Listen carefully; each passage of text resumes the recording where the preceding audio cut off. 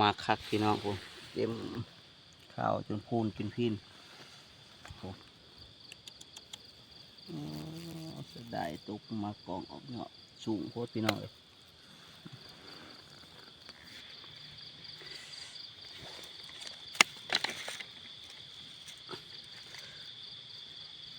กันบสูงแล้วมันคักโตมัน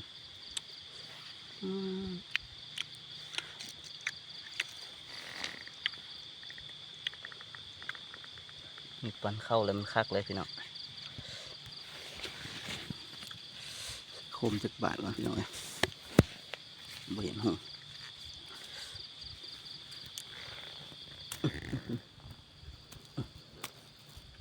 ไปออกไปทางไม้คุณ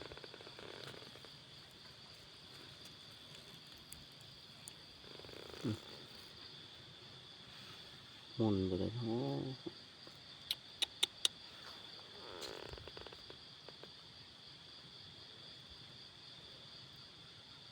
โฉงพี่น้องเลยอยู่ป่าอย่างแตกกระเจย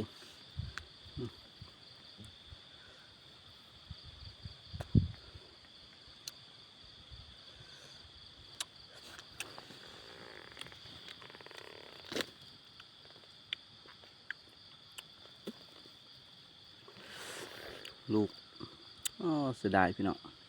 ของหายากนั่น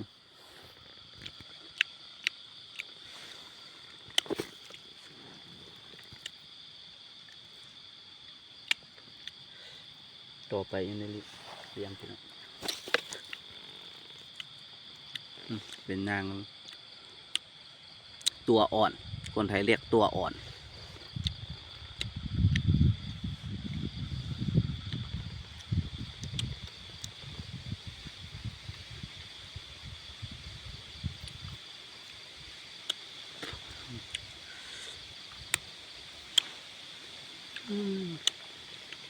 จะได้พี่น้องเอ้ย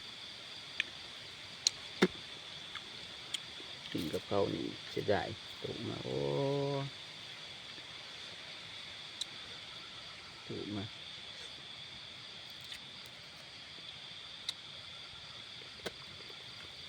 เนี่ยพี่น้องเอ้ยแตกสะลงน้ำขี้ดินนี่โอ้ห่วยบ่ายการคอไปเลยเนาะบ๊ายบายพี่น้องฝากไว้สำเร็จละคลิปฝากกดไลค์กดแชร์นะเพื่อเป็นกำลังใจให้บอสแซมถ่ายคลิปตามธรรมชาติให้เบิ้งพี่น้องตามภาษาบ้านนอกเขาเนี่ย